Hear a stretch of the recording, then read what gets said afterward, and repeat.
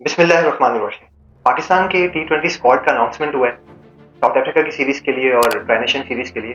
जिन लोगों ने squad already सुन रखा है वो भी ये वीडियो देखें, और जिन्होंने स्क्वाड नहीं सुना है वो भी ये वीडियो देखें। मैं बताता हूँ कि क्या वजह है इस तरह के स्क्वाड के अनाउंसमेंट की, इतने सारे न्यू प्लेयर्स को इंक्लूड किया है, उसकी क्या वजह है। सबसे पहले रिजर्व से शुरू करते हैं। फखर जमान, उनको रिजर्व में रखा है। आपको हैरत नहीं हुई कि फखर जमान जैसे बड़े बल्लेबाज को, जो इतने ज्यादा इम्पैक्ट प्लेयर रहे हैं पाकिस्तान के लिए, एशिया कप और ट्राई नेशन सीरीज के मिलाकर उनके 336 रन थे, इसके बावजूद उन्हें इम्पैक्ट प्लेयर के होते हुए रिजर्व में डाल दिया। क्या वजह है इसकी, क्यों ऐसा किया गया? भाई इसकी एक ही वजह है, बाबर आजम को टीम में इन किया। अब आपको पता है कि बाबर आजम जो है टी20 में वन डाउन पोजीशन में खेलना पसंद करते हैं, इस वजह से फखर जमान को रिजर्व में रख दिया। भाई आप रेस्ट ही दे देते मुकम्मल, रिजर्व में रखने का क्या तुक बनता है?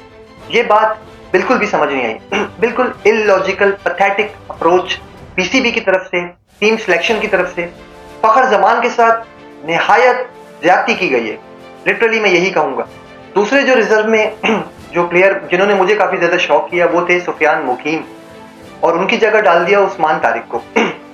उस्मान तारिक पे आते हैं पहले। भाई क्यों डाला है उस्मान तारिक को? पीएसएल में 10 मैचेस खेले हैं बंदे ने, सिर्फ और सिर्फ 12 विकेट्स हैं पीएसएल में, और वो बहुत अभी नए प्लेयर हैं पीएसएल को अगर देखें।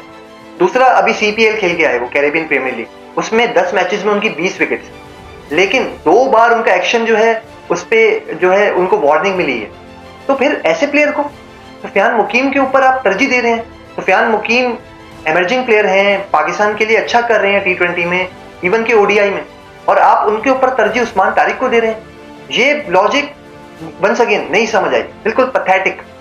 अब आते हैं विकेट कीपर की तरफ। चले, बहुत अच्छा किया आपने, मोहम्मद हारिस को टीम से आउट कर दिया, ठीक है। उनकी ना बैटिंग से हमें कोई फायदा हो रहा था, ना उनकी विकेट कीपिंग स्किल से, लेकिन रिप्लेसमेंट चेक करें आप, मोहम्मद उस्मान खान। यार मतलब आप क्या करने जा रहे हैं? आप क्या सोचते हैं? आप कैसे प्लेयर्स को इन करते हैं, कैसे आउट कर देते हैं, कुछ समझ नहीं आ रहा।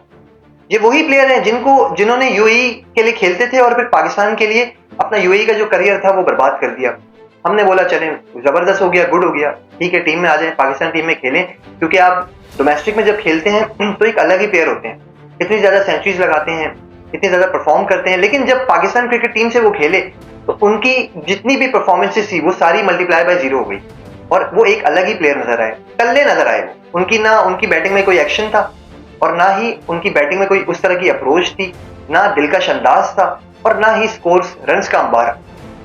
फेल हो गए वो, और इस तरह से टीम से आउट हो गए। और अब वापस किस बिना पर लेकर आए उनको? कहाँ उन्होंने डोमेस्टिक में इतना अच्छा खेला, कहाँ उनके बारे में इतना सुना हमने कि वो बहुत अच्छा खेल रहे थे, तो इस वजह से उनकी वापसी हो गई। वंस अगेन नहीं समझ आई, बिल्कुल भी नहीं समझ आई। फिर सलमान अली आगा, इसके बारे में चले हमने बहुत बात कर ली कि उनको कैप्टन नहीं होना चाहिए। भाई उनका स्ट्राइक रेट तो आप चेक करें, उनका स्ट्राइक रेट, अपना लीडर का स्ट्राइक रेट 110 का है टी20 क्रिकेट में, तो कैसे वो कैप्टन डिजर्व करते हैं? फिर उनके डिसीजंस इतने ज्यादा रैश डिसीजन, इतने ज्यादा दिमाग से फारिग डिसीजन, तो वो कैप्टन डिजर्व नहीं करते। अब्दुल समद, उनको आपने टीम में इंक्लूड किया, चले हमें कोई एतराज नहीं है अब्दुल समद के इंक्लूड करने पे। यंग प्लेयर हैं, एमर्जिंग प्लेयर हैं, अंडर 19 में अच्छा करके आए, उसके बाद अभी पाकिस्तान ए टीम के साथ गए थे, वहां पे भी उन्होंने अच्छा किया। लेकिन फिर इरफान खान नियाजी में क्या बुराई है? उनको आपने क्यों सिलेक्ट नहीं किया? वो क्या उससे बेहतर नहीं है अब्दुल समद से? बहुत बेहतर है, आप सारे मेरे साथ अग्री करेंगे कि वो बहुत बेहतर प्लेयर है अब्दुल समद के मुकाबले में, तो उनको फिर कैसे नजरअंदाज कर दिया? फिर वंस अगेन दोबारा बोलूंगा, क्या क्राइटेरिया है सिलेक्शन का?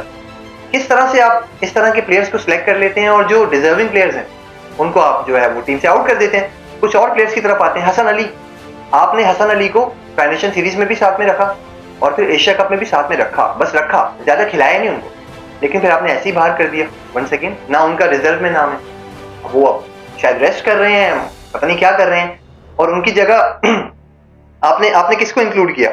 आपने एक्चुअली अब्बास अफरीदी को इंक्लूड करना चाहिए था, लेकिन नहीं, उनका भी नाम नहीं है स्क्वाड में, उनको भी मैं ढूंढता रह गया। ठीक है, मोहम्मद वसीम जूनियर दोबारा से हैं, अब क्यों है पता नहीं, क्योंकि खेल तो वो रही नहीं है। आपने देखा एशिया कप में उनका नाम था, स्क्वाड का हिस्सा थे, लेकिन एक मैच भी वो नहीं खेले, उनको खिलाया ही नहीं एक भी मैच। जहां उनकी जरूरत थी वहां भी उनको रेस्ट करवाया, तो वो भी ना समझ आने वाली बात है। दूसरा फहीम अशरफ, चले सही है, ओके है, चले, वो सारे प्लेयर तो पुराने ही हैं और साथ साथ चलते हुए आ रहे हैं, उनके बारे में बात नहीं करूंगा, लेकिन ये बहुत जरूरी थे कुछ पॉइंट्स जिनका जिक्र करना बहुत जरूरी था। तीसरा रिजर्व प्लेयर भी मैं आपको बता देता हूँ वो तो चले सही है, रिजर्व में भी नहीं होना चाहिए था उनको तो बाहर करना चाहिए T20 क्रिकेट से। उनका नाम है हारिस रऊफ और उनकी परफॉर्मेंसेस आपने देख ली है एशिया कप में, ट्राई नेशन सीरीज में भी देख ली। जो मैच पाकिस्तान आसानी से जीत रहा होता है ना, वो मुश्किल बना देते हैं।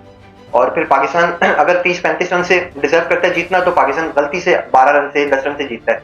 और बहुत सारे बड़े मोमेंट्स पे तो वो बिल्कुल ही बहुत ऑर्डिनरी प्लेयर नजर आते हैं, ऐसा लगता है ओपोनेंट के लिए खेल रहे हैं, पाकिस्तान के लिए नहीं खेल रहे। इतने रन लीक करते हैं, इतने रन लीक करते हैं कि बस क्या बोलूं, उनके हाथों में सुराख है या क्या है, कुछ आइडिया नहीं होता। भाई ये था पूरा का पूरा स्क्वाड। अब इसमें और कुछ तो है नहीं आपको बताने के लिए, बस ये कुछ प्लेयर्स थे जिनका जिक्र मुझे करना जरूरी था।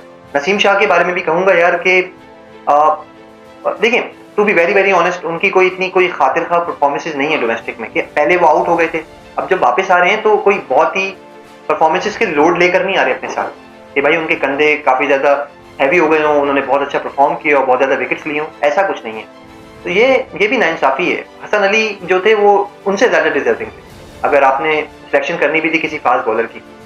खैर दोस्तों, ये थी आज की वीडियो। मेरे तो बिल्कुल सरो दिमाग से बाहर है। आपको समझ आ रहा है तो मुझे बताइएगा, मुझे लिटरली कमेंट सेक्शन में जरूर बताइएगा कि बाबर आजम डिजर्विंग हैं या नहीं है, और अब आप उनके बारे में क्या सोचते हैं कि वो T20 में कैसे रहेंगे पाकिस्तान के लिए। वीडियो पसंद आई हो तो वीडियो को लाइक कीजिएगा, हमारे चैनल को प्लीज सब्सक्राइब करें। अपना बहुत ख्याल रखिएगा, नेक्स्ट वीडियो में मिलेंगे। अल्लाह हाफिज।